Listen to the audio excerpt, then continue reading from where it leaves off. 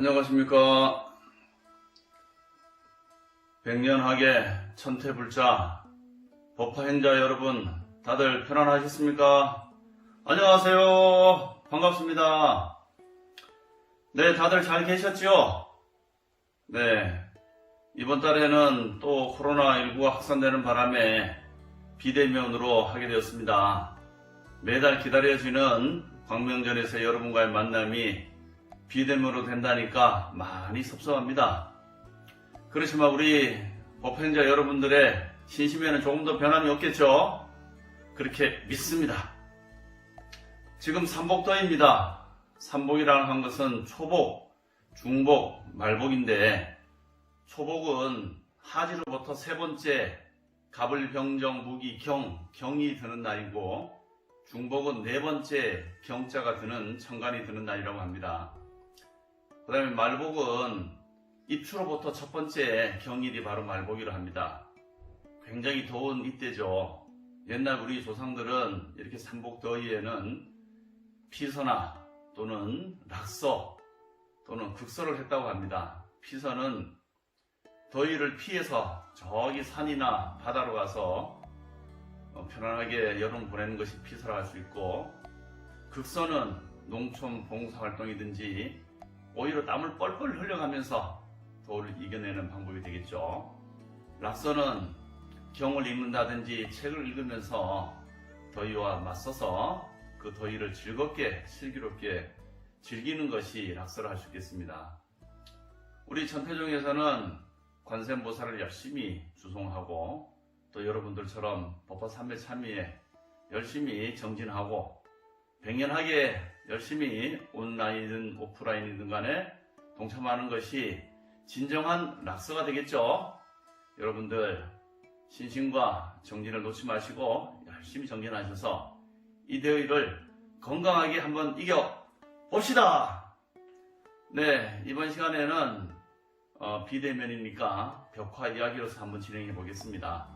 제가 스토리텔링은 잘하지는 못하지만은 한번 재미있게 구성지게 해보도록 노력할 테니까 여러분들 끝까지 봐주실 거죠? 네, 봐주실 걸로 알고 한번 출발해 보겠습니다. 벽화 속으로 출발! 와! 네, 오도 방정이 좀 있었습니다만은 잘 따라와 주시기 바랍니다. 자, 벽화 속으로 한번 들어가 볼까요? 네. 찰칵. 안녕하십니까. 백년하게 템플스테이 법화행자 여러분, 반갑습니다. 안녕하세요.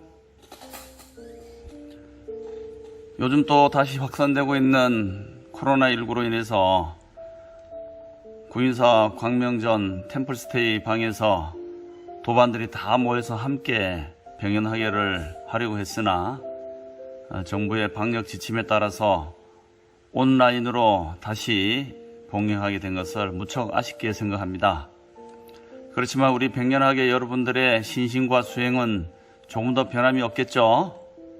여러분들의 건승과 꼭 법화 수행을 통해서 성불의 길에 이르시기를 기원해 마지 않습니다. 오늘 백년하게 템플스테이는 이제까지 여러 벽화 이야기를 같이 공부했었는데 거기에 대해서 한번 총정리하는 시간을 갖도록 하겠습니다. 여러분들, 우리 사찰에는 많은 벽화들이 있죠. 벽화 가운데서도 교훈적인 내용, 또 역사적인 이야기, 그리고 또 신심과 가피와 영험을 불러일으키는 많은 내용들이 있습니다. 그래서 경을 읽는 것도 좋고 독송을 하는 것도 좋지만은 시각적으로 벽화를 보면서 우리의 마음을 가다듬을 수 있는 그런 계기는 남녀노소를 불문하고 참 효과적인 교육 방법이 아닐 수가 없습니다. 벽화는 많은 사람들에게 교훈도 줄 뿐만 아니고 또 사찰을 좀 더 장엄하게 이렇게 하는 그런 좋은 회화도 되기 때문에 많은 사찰에서 벽화를 그리고 있습니다. 그러면 이제 찬찬히 하나씩 한번 다시 정리하는 의미에서 살펴볼까요? 여러분, 저와 함께 벽화 속으로 출발! 네, 출발했습니다. 이 그림은 많이 보셨죠? 어떤 그림인가요? 이 그림은 바로 석가모니 부처님의 전생에 설산동자로서 수행하실 때의 이야기죠. 설산동자는 설산에 아주 오랜 먼 옛날에 보살 인행을 할 때 눈 쌓인 산에서 수행할 때 이름을 일컬어서 설산동자라고 합니다. 설산동자는 부귀영화를 다 버리고 열심히 수행에 힘썼습니다. 이것을 내려다보던 저 도리천의 제석천왕은 이 수행자가 정말 이렇게 도를 얻기 위해서 수행을 열심히 하는지 또 인행을 하는지를 시험해 보기 위해서 아주 무서운 나찰기로서 둔갑해서 설산에 내려왔습니다. 그리고 지난날 부처님께서 설하신 개송을 하나 읊게 됩니다. 재행무상 시생멸법이다 라고 개송에 반만 소리 높여 외쳤습니다. 그런데 이 개송을 들은 설산동자는 마음이 비길 데 없이 환희로웠으며 깨달음의 등불이 꼭 눈앞에 온 것 같았습니다. 그래서 자리에서 일어나서 지금 개송을 설하고 있는 분이 누구십니까? 하고 물으니까 거기에는 무서운 나찰 외에는 아무도 없었습니다. 나찰이 바로 그런 훌륭한 개송을 읊었던 것인가? 라고 의아해하면서도 그대가 개송을 읊었는가? 하고 물으니 나찰이 그로써 내가 읊었던 것이요. 그렇다면 그 소리를 어디서 들었는가? 나는 과거에 부처님으로부터 이 이야기를 들었다. 내게 나머지 반의 개송을 알려준다면 평생 그대의 제자가 되겠다. 그러니까 나찰이 사문이여 아무리 그렇게 물어봐도 소용이 없단다. 나는 지금 며칠을 굶주려서 배가 고프니 나한테 고기를 준다면은 이와 같이 나머지 개송을 알려주겠다. 그래서 설산동자는 그대는 무엇을 먹소?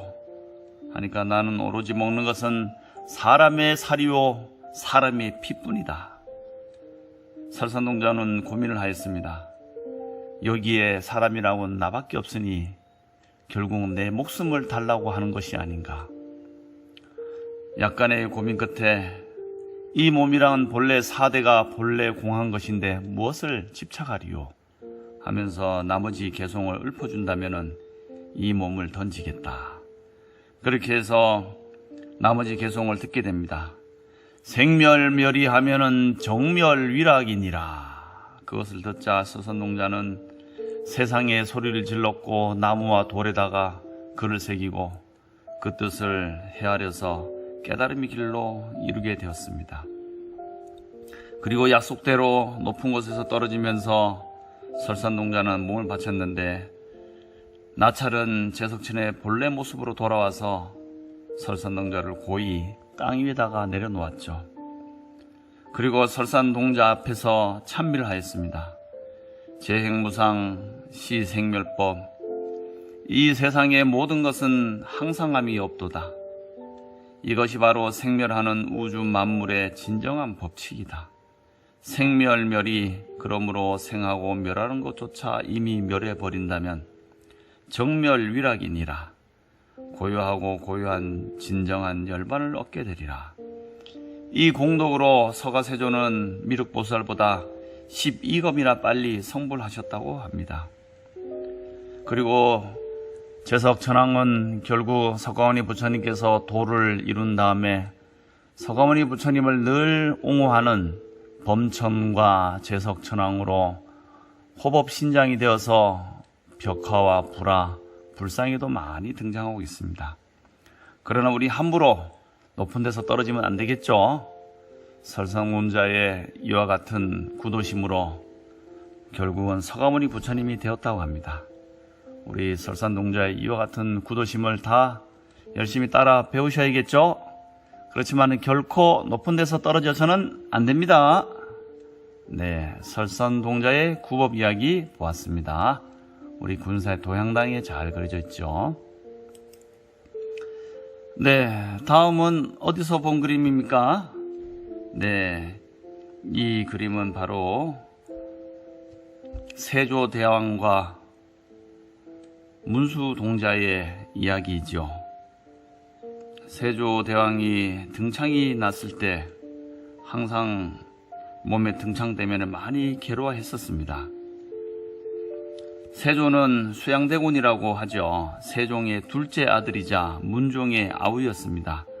그런데 1425년에 문종이 승하고 어린 조카 단종에게 왕위가 돌아가자 측근인 한명회, 권남 등의 권유에 의해서 마침내 1455년 김종서, 황보인 등을 죽이고 단종을 폐위시키고 왕이 올랐습니다. 단종 복위운동에 앞장섰던 성상문 등 사육수인을 무참하게 죽이고 영월 청룡패 유배를 시켰다가 그마저도 사약을 내려서 무참히 죽이고 말았습니다. 왕권 강화와 학문 장려 등의 많은 정책을 펼쳤지만은 항상 마음속에는 어린 조카와 많은 대신을 죽인 죄책감이 항상 있었습니다. 어느 날 꿈에 단종의 어머니가 문종의 아내 되는 형수가 나타나서 세조를 호짓게 꾸짖습니다. 예의 못된 것, 어린 조카를 죽이다니, 조카의 자리가 그렇게도 탐이 났더냐? 에이 더러워라. 아유, 좀 죄송합니다. 그러면서 세조의 얼굴에 침을 탁 뱉었습니다. 꿈속이었지만은 마치 꿈속에서가 실제로 있었던 생시처럼 온몸에 종기가 나기 시작하더니 결국은 온몸에 문둥병에 걸리고 말았습니다. 온갖 좋다는 약을 써봤지만은 소용이 없었고 각지의 온천과 약수를 찾아다녔지만은 아무런 효과를 보지 못했습니다. 어느 날 오대산 상원수를 찾아서 부처님 전에 불공을 올리면서 병치료와 속죄를 하게 되었습니다. 하루는 세조가 상원사에서 500m쯤 떨어진 관대거리라고 하는 곳에 나가서 관대와 띠를 풀고 맑은 계곡물에 목욕을 하였습니다. 그런데 왕 주변에는 아무도 가까이 갈 수 없는 것이 그때의 법칙이었기 때문에 혼자서 조용히 목욕을 하고 있었지만은 등이 매우 가려웠죠. 누가 가까이 있어서 왕의 몸을 만져줬으면 좋겠지만은 그때의 법도로는 왕의 몸에 손을 댈 수 있는 자는 어이밖에 없었습니다. 그래서 등을 놓고 좀 긁어줬으면 하는 그런 바람이 있었지만은 마음뿐이었습니다. 그럴 때 웬일인지 어떤 동자가 지나가다가 보이는 것이 아니겠습니까? 그래서 반가운 마음에 동자야, 너 이리 와, 내 등 좀 밀어줄 수 있겠니?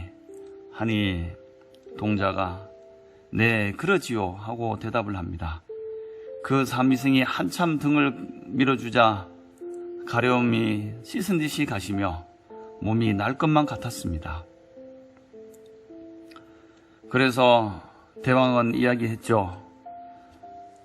어디 가서 대왕의 등을 밀어줬다는 말을 절대로 하지 말아라. 그러니까 그 삼위승이 대왕은 어디 가서 문수동자가 등을 밀어줬다는 말씀을 하지 마시오. 깜짝 놀란 대왕이 고개를 들어보니 몇 걸음 사이에 삼위승은 사라지고 말았습니다. 앞서 말씀드린 바와 같이 왕의 몸에 손을 대면은 즉시 사형이기 때문에 그 삼위승을 걱정해서 얘기를 했는데 알고 보니 문수동자가 와서 세조의 등을 밀어준 것이 아니겠습니다. 점차로 세조의 병은 낫고 그로 인해서 자기가 보았던 문수동자를 화공을 시켜서 그리게 하였습니다. 그렇지만은 아무리 잘 그리려고 해도 자기가 봤던 그림을 그리지 못했습니다. 최고의 화공을 불러서 세 번째 가서야 비로소 문수동자의 모습을 비슷하게 그리고 문수동자 상을 모시게 되었습니다. 그리고 상온사에다 모셔놓고 강릉 신석평 700마지기를 하사하여 문수동자상에 매일같이 불공을 드리기로 했다고 합니다. 이와 같이 불심이 깊었던 세조대왕에게는 문수사리 동자께서 가피를 보이셔서 이와 같이 씻어주는 이야기는 많이 전해오고 있습니다. 관세음보살님을 비롯한 문수동자, 대세지보살님, 지장보살님을 일심으로 부르게 되면은 반드시 감응하여 우리에게 나타난다는 것을 우린 다 믿으시겠죠? 네, 믿는 걸로 알고 다음 벽화를 보시겠습니다. 네, 이 그림은 무슨 그림일까요? 네, 여러분들 잘 아시다시피 이 그림은 가난한 여인이 부처님께 등불 공양을 올리는 그림이죠. 난다라고 하는 가난한 여인이 있었는데 그 여인이 너무너무 살기가 어려웠습니다. 그녀는 홀몸이었고 구걸로 연명하는 거지였습니다. 어느 날 그녀가 국왕들과 백성들이 아타투어 부처님과 그의 제자들에게 공양하는 모습을 보면서 나는 전생에 무슨 죄가 있어서 이렇게 거지가 되어 복밭을 만나도 심을 종자가 없을까? 난타는 가슴 아파하다가 조그만 공양이라도 바칠 생각에 거리로 나가 하루 종일 쉬지 않고 구걸한 결과 동전 한 입을 얻었습니다. 그녀는 그 돈을 가지고 기름집으로 갔죠. 기름집 주인은 난타가 내민 동전을 보고 말하였습니다. 한 입어치 기름이면은 새 오줌밖에 안 되는데 어디다 쓸라 그러시오? 저는 그곳으로나마마 부처님 전에 등불을 켜고자 합니다.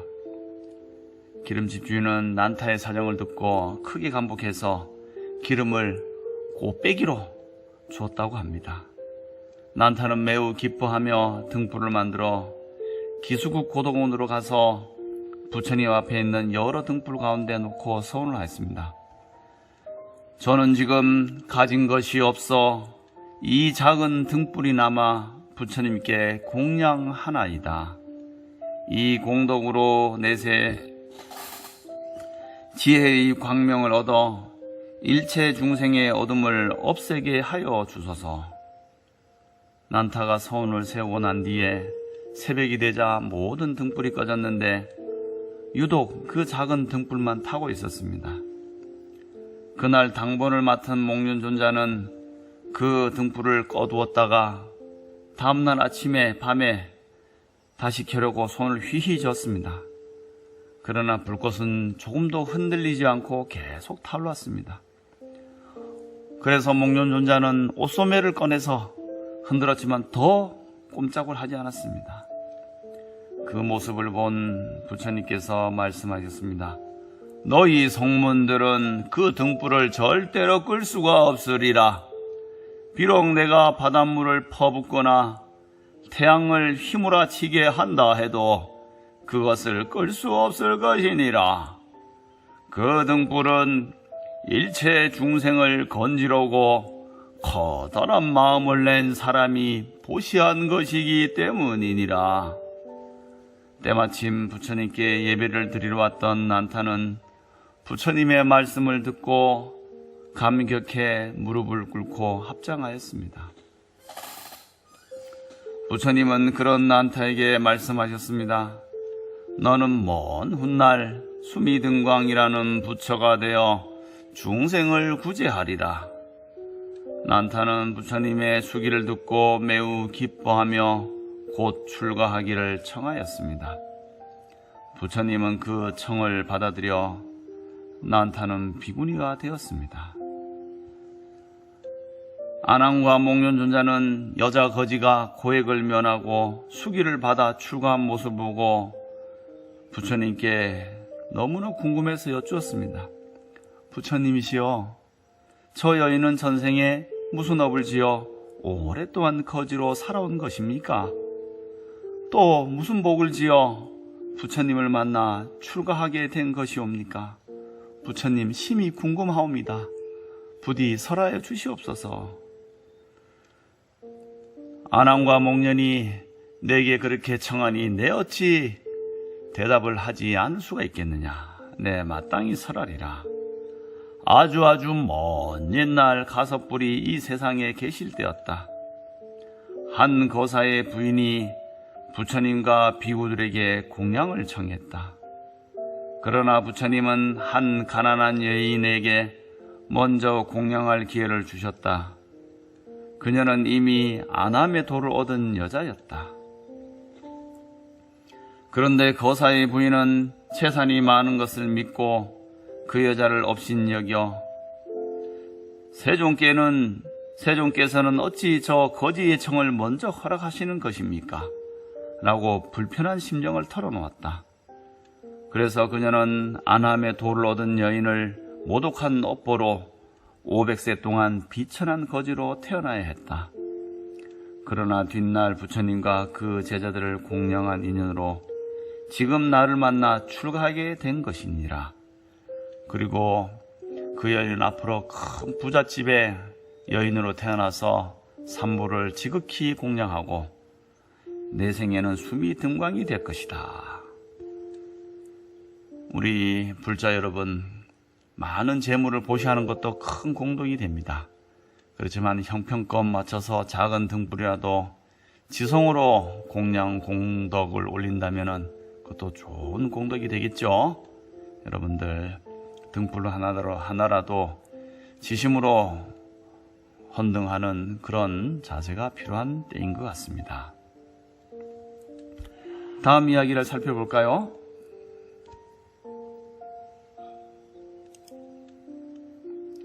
네, 이 벽화는 무슨 그림일까요? 네, 맞습니다. 우리 법화 행자들은 너무나 잘 아는 이야기죠.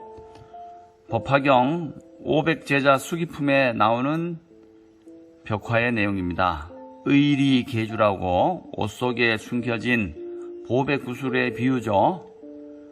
여기서 보면은 돈이 많은 집주인은 부처님이고, 구슬은 불성을 이야기하고, 보배를 갖고도 고생하고 있는 사람은 성문, 영광, 여러 수행자라고 할 수 있겠습니다.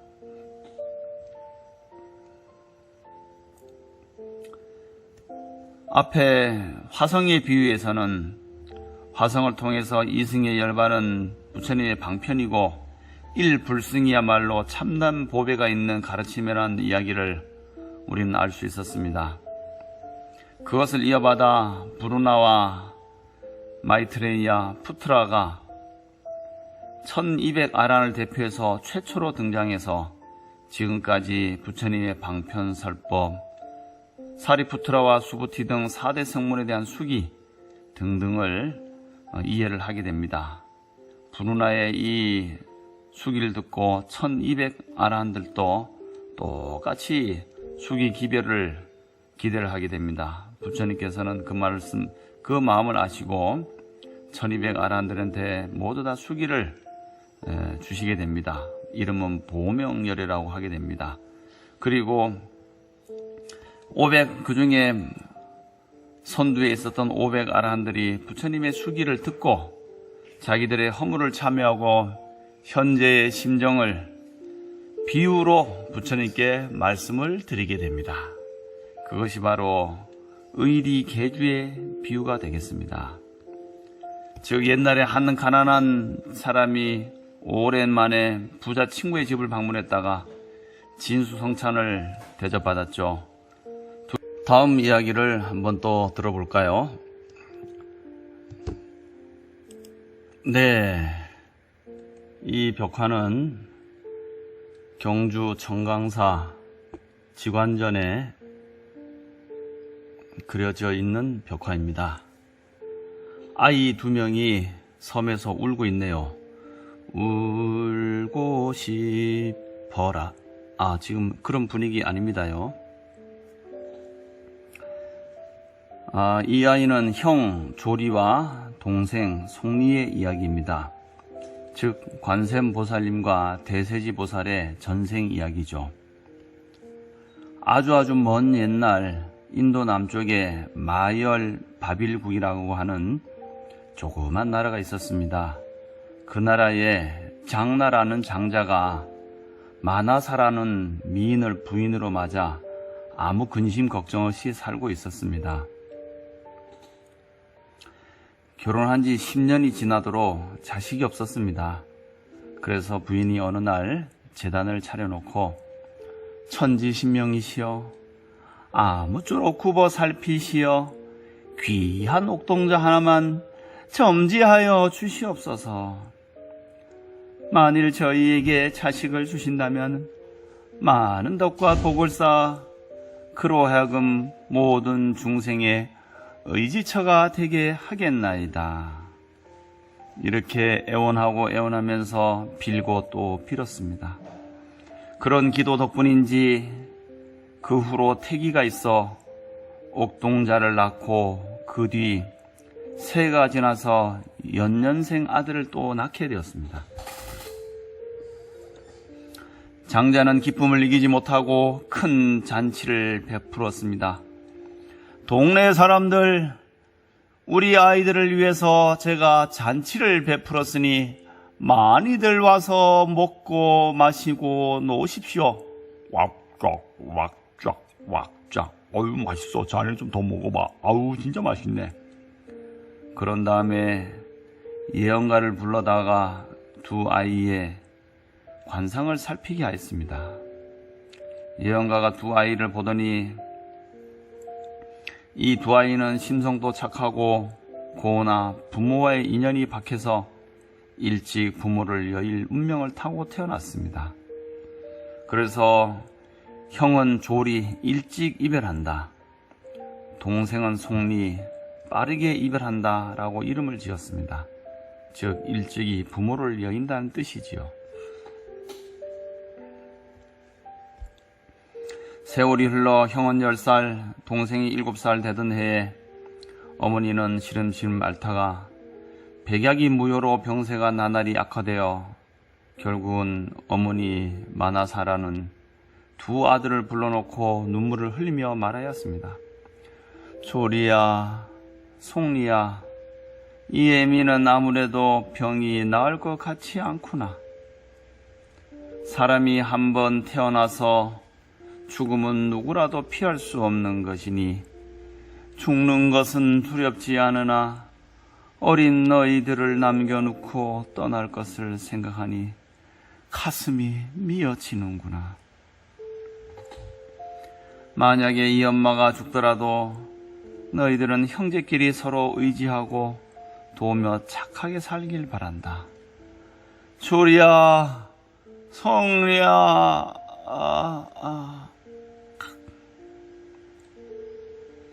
두 아들은 식어가는 어머니의 시체를 붙들고 통곡을 하였습니다.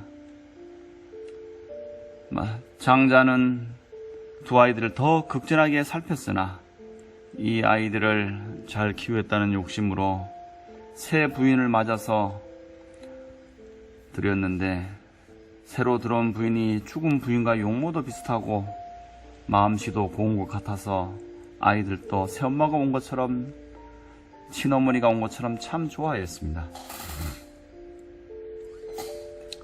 그런데 그 다음에 큰 흉년이 들어 들판에 곡식이 하나도 남지 않게 되자 장자는 집안일을 새 부인에게 맡기고 돈을 벌러 이웃나라로 갔습니다. 여러 해가 지나서 남편이 돌아오지 않게 되자 저 아이들 어떻게 키울 것인가, 그리고 내가 또 자식을 낳게 되면은 내 아들에게 재산을 상속해 주는 것이 좋겠지. 저 아이들은 나한테 큰 후환이 되겠구나 생각하고 무서운 생각을 하게 됩니다. 얼른 저 아이들을 섬에 갔다가 버려야겠다 생각하고 뱃사공을 매수하여 두 아이들을 멀리 갖다 버리게 하였습니다. 조리와 송리에게 먹을 것이 많고 경치가 좋은 섬으로 놀러 가자고 꼬드겨서 배에 태워 남쪽의 한 섬에 도착하여 아이들을 내려놓고 뱃사공은 빈대로 돌아왔습니다. 처음에는 재밌게 놀다가 나중에 어머니가 보이지 않고 무인도에 둘이만 남게 된 것을 보고 이 두 아이는 목이 터져라 어머니 어디 계셔요? 어머니 보고 싶어요. 여러 날이 지나면서 추위와 굶주림에 떨면서 밤에는 무서움에 못 이겨 가엾게도 무인도에서 쓸쓸한 죽음에 이르게 되자 아우 송리가 새 어머니에게 속았구나 하면서 우리의 운명을 한탄하자 형인 조리가 송리를 타이면서 이렇게 얘기했습니다. 송리야, 나도 처음에는 세상을 저주하고 새 어머니를 원망했지만 그렇다고 어쩔 도리가 없지 않느냐. 차라리 우리가 다음 세상에 태어날 때는 이 고통을 체험 삼아 우리와 같이 비운에 우는 사람들을 구원해 주자. 다른 사람을 위로해 주는 것이 곧 우리가 위로를 받는 길인 것을 일찍이 배우지 않았느냐. 이 말을 듣자 아우도 비로소 형의 말뜻을 알아듣고 밝은 얼굴이 되었습니다. 그리고 형과 아우는 하늘을 우러러보며 거룩하고 크나큰 소원을 세웠습니다. 우리는 여기서 굶어 죽더라도 내 생에는 성현이 되고 보살이 되어 우리와 같이 어려운 처지에 놓인 불쌍한 사람들을 구원해 주겠습니다. 세상에는 빈곤하고 병으로 고통받는 세상의 많은 사람들을 위하여 그들에게 의복과 양식을 주고 온갖 병을 치료해 주겠습니다. 두 형제는 이렇게 32가지의 소원을 세우고 조리는 송리를 얼싸안고 숨져갔습니다. 무인도에서 외롭게 죽어간 두 형제의 얼굴에는 조용하고 밝은 미소가 어려 있습니다. 어린 두 형제가 외로이 쓸쓸히 죽은 이 섬의 이름이 바로 우리가 알고 있는 보타락가산 포탈락입니다. 형 조리는 이후에 관세음 보살이 되고 동생 송리는 대세지 보살이 되어 어려운 중생들을 제도하고 그 어떠한 조건도 없이 중생들을 깨달음의 세계로 인도하고 계십니다. 나무 관세음 보살.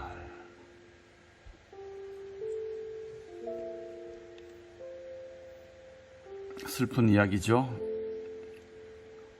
우리는 많은 사람을 살피고 애끼고 도와주는 그런 보살도를 행하여야겠습니다.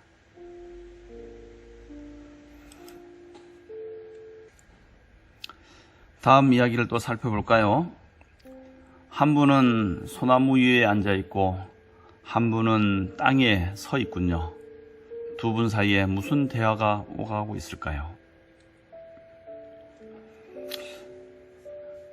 삼세해야 수도득 80노인 행부득이니라.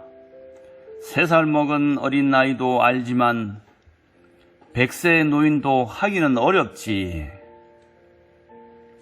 9세기 당나라 항주에 진망산이라는 곳에 도림이라는 덕만 높은 스님이 계셨습니다.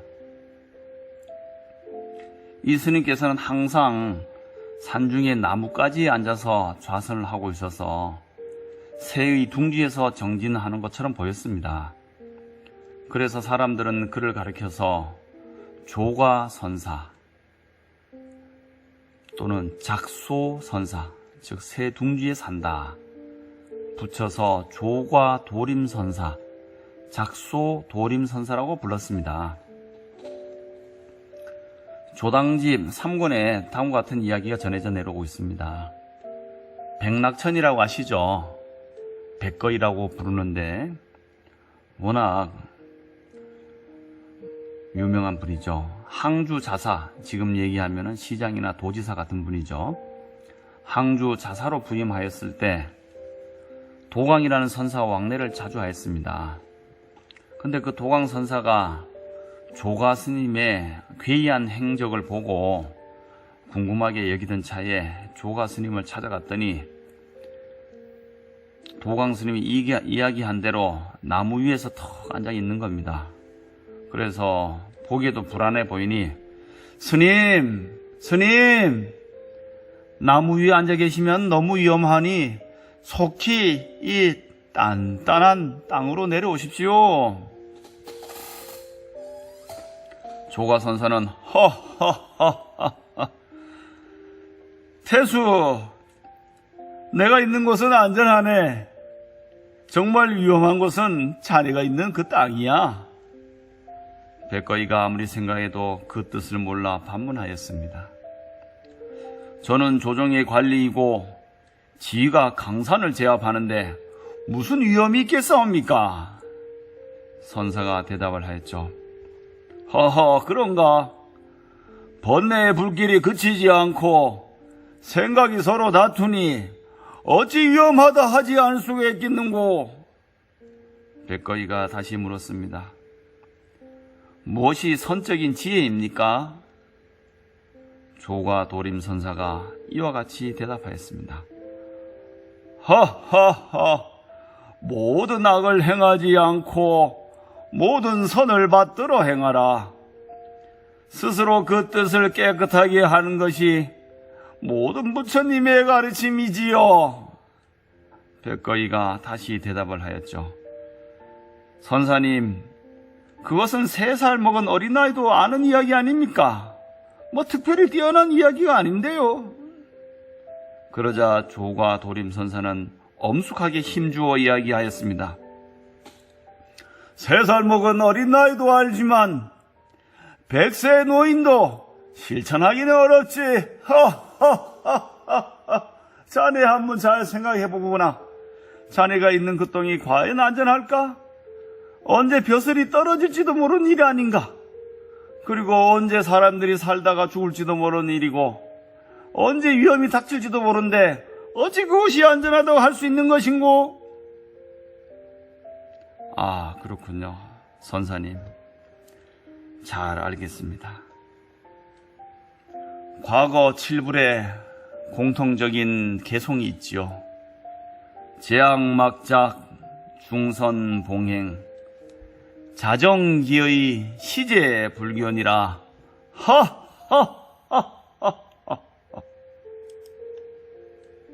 다음 이야기로 또 들어가 볼까요? 네, 다음 이야기는 누가 주인공일까요?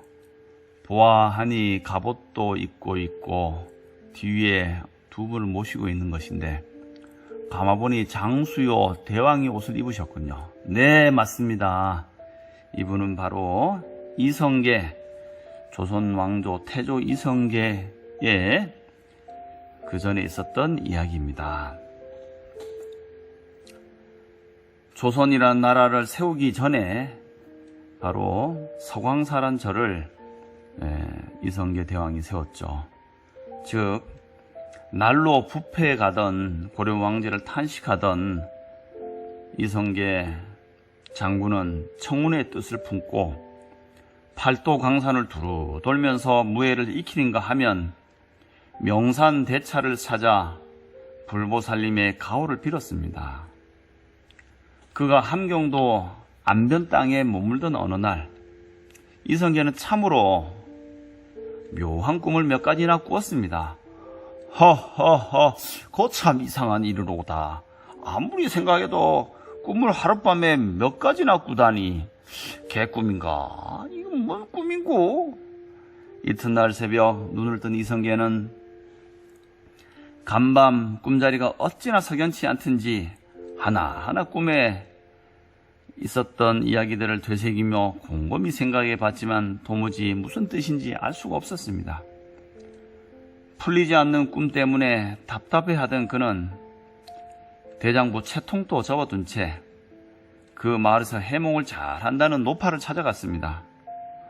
노파, 내 간밤에 하도 이상한 꿈을 꾸었기에 이렇게 찾아왔으니 해몽을 좀 잘 부탁하오. 상세히 설명하는 이성계의 꿈을 묵묵히 다 들은 점쟁이 노파는 한동안 골똘히 생각이 잠기더니 신중하게 말문을 열었습니다. 대장부에 받은 꿈을 어찌 미천한 나락이 함부로 말할 수 있겠사옵니까? 여기서 서쪽으로 40리쯤 들어가면 설봉산이 있고 그 산허리 조그만 토굴에 신승이 한 분 살고 계십니다요. 그 도인 스님은 토굴을 파고 공부하신 지 10여 년이 지났는데 한 번도 굴 밖으로 나오지 않으셨다고 합니다. 아마도 그 스님께 가면은 그 뜻을 잘 풀어주리라고 생각합니다. 그런 스님이 있어. 알았네. 옛다. 은자 백냥일세. 이성계는 그 길로 설봉산 도인 스님을 찾아갔더니 그 스님은 아직도 선정에 들어 있습니다. 한참을 기다려 산매를 올린 이성계는 찾아온 사연을 밝히고 이야기하였습니다. 이상한 꿈을 꾸었다고요? 그거 어디 한번 들어봅시다. 네, 선사님. 제가 어느 시골 마을을 지나는데 온 고을 닭들이 일제히 울어댔는데 꽃기요! 꽃기요! 꽃기요! 울어대더니 집집마다 방아 찢는 소리가 들렸습니다. 그리고는 하늘에서 꽃이 마치 비 오듯이 떨어져 내렸습니다. 그리고 또 잠이 들었는데 꿈은 이어져서 저는 어느 집 헛간에 들어가서 석가래 3개를 등에 짊어지고 나오다가 짜자장! 거울 깨지는 소리에 문득 꿈을 깨게 되었습니다. 이 혹시 무슨 불길한 징조입니까? 장군. 참으로 그런 꿈을 꾸었다면 함부로 발설해서는 아니 될 것입니다. 스님은 은밀한 음성으로 말을 이어갔습니다. 내 말을 잘 들으시오. 그 꿈은 아주 길몽입니다. 마을의 닭들이 일제히 울어댄 것은 꽃기요! 꽃기요! 한 것이니 이는 반드시 고귀한 자리에 오른다는 뜻입니다. 닭벼슬이라고 벼슬을 한다는 뜻이 아니겠습니까? 축하합니다. 방아 찢는 소리도 역시 귀하게 된다는 소리가 아니겠습니까? 그리고 헛간에서 석가래 3개를 가로 짊어졌으니 그 모양을 살펴보면은 임금 왕자가 줄이 3개가 있고 그것을 짊어졌으니 장군의 몸이 아니겠습니까? 세로로는. 즉 왕자와 같이 않겠습니까? 대왕 전하. 이 말을 들은 이성계는 흥분된 마음을 감출 수가 없었습니다. 어느새 그의 얼굴에는 상기된 모습과 목소리는 떨리고 있었습니다. 내가 왕이 된다니.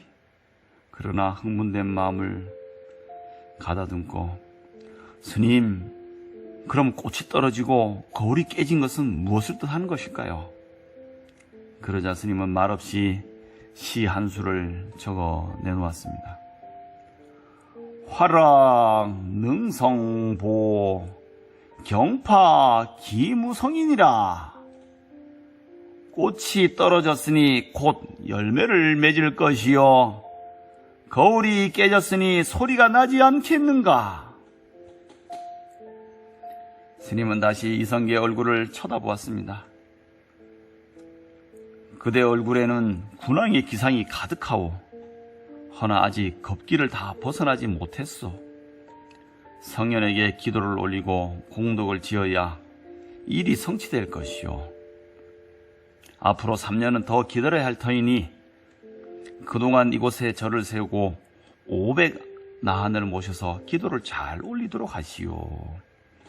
그리고 이 일은 나만 알고 비밀에 지킬 것이니 장군도 꿈을 입 밖에도 내지 마시오. 아시겠소?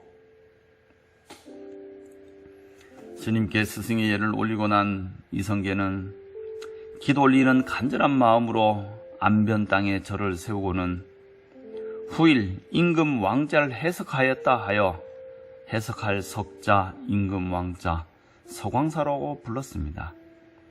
그 후 이성계는 500나한을 모시기 위해 서광사 경내에 응진전, 나한전이죠, 건립하였죠.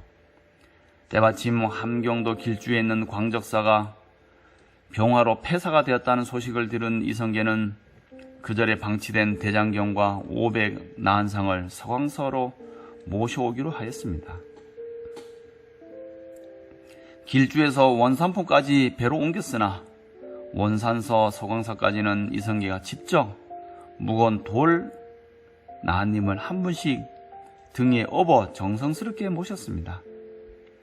이렇게 498상을 옮기고 마지막 2분이 남게 되자 그는 조금 귀찮은 생각이 들었는지 두 분을 한꺼번에 옮겨 모셨습니다. 네, 벽화 속으로 잘 들어갔다 나오셨습니까? 부처님과 그의 제자, 또 신실한 부처님의 제가 불자님들의 이야기를 그려놓은 벽화 속으로 우리에게 많은 교훈과 감동을 줍니다. 과거의 부처님과 그의 제자들이 실행하고 수행했던 모습을 거울 삼아서 현실 속에서 우리 천태종, 구인사와 지방말사에서 이와 같은 수행과 영험으로서 열심히 정진해서 훌륭한 천태 법화 행자가 되어야겠죠. 네, 이번 시간을 끝으로 저는 백년하계에서의 벽화 이야기를 마치고자 합니다. 종단에서 정기 인사 발령에 의해서 교무부에서 교육부로 전보 발령이 나게 되었습니다. 너무 많이 아쉬워요. 사실 생각해보면은 2018년도에 존경하는 교무부장 스님께서 상광사에 있다가 본산으로 저를 불러들이셨습니다. 교무부는 우리 종단의 포교와 교학 업무의 중심이기 때문에 상당히 설레이는 마음도 많이 있었고 한편으로는 잘할 수 있을까 하는 걱정도 되었습니다. 그러나 교무장 스님께서 많이 지도해 주시고 또 가르쳐 주셔서 무사히 4년을 잘 마치고 가게 된 것을 감사하게 생각하고 늘 교무부와 부장 스님의 법체 강령을 기원드리겠습니다. 더불어서 우리 교무부의 인덕 국장님, 또 경필 스님, 광일 스님, 해운 스님, 또 교무부 직원 여러분들 그 사이에 저와 함께 교무부 업무를 진행하느라고 수고 많으셨습니다. 그리고 포교국의 학산 스님과 현정양, 그 다음에 라경양 등 어린이 포교에서 힘써주신 학생 스님도 늘 감사하게 생각합니다. 그리고 무엇보다도 우리 백년하계를 실질적으로 이끌어오고 많은 불자님들이 천태 법화 행자로서 거듭날 수 있도록 신행과 여러가지 프로그램을 짜는데 앞장선 현덕스님 너무너무 수고 많습니다. 그래서 이 백년하계는 지금 전국적으로 많은 불자님들, 우리 구인사 불자님뿐만 아니고 기타 불자님들도 동참하는 최고의 템플스테이 프로그램이 되었음을 정말 자랑스럽게 생각하고 노고가 많다는 것을 알고 큰 박수를 쳐드리겠습니다. 네, 여러가지 행사도 많았고 그 중에서도 인도 성지순례는 정말 그야말로 백년하계의 빈미였습니다. 거기 가서 부장스님과 함께 8대 성지를 순례하면서 깊은 신심과 우리 법화 행자들의 뜨거운 열과 성 그리고 단합된 그런 모습들을 보면서 눈시울이 뜨거워졌습니다. 그리고 부처님을 친견하고 영산회상에서의 독경을 한 것은 지금도 아련한 기억과 추억, 감동으로 남아 있습니다. 다음에 기회가 된다면 꼭 부장스님 한번 불러주시면 열심히 가서 또 정진하고 만행을 하겠습니다. 모쪼록 백년하계의 무궁한 발전과 더 많은 불자님들이 법화삼의 참의를 닦고 부장스님의 법문을 듣고 또 권준대 지휘자님의 합창도 같이 하시면서 다시 다가오는 진성스님의 멋진 강의도 들으시면서 신심과 열정과 또 큰 공덕의 가피를 입으시기를 바라면서 이만 백년하계의 벽화 이야기를 모두 마치고자 합니다. 여러분 감사합니다. 성불하십시오.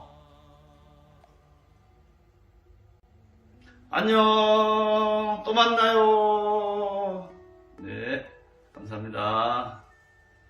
오랫동안 사귀었던 정든 내 친구여,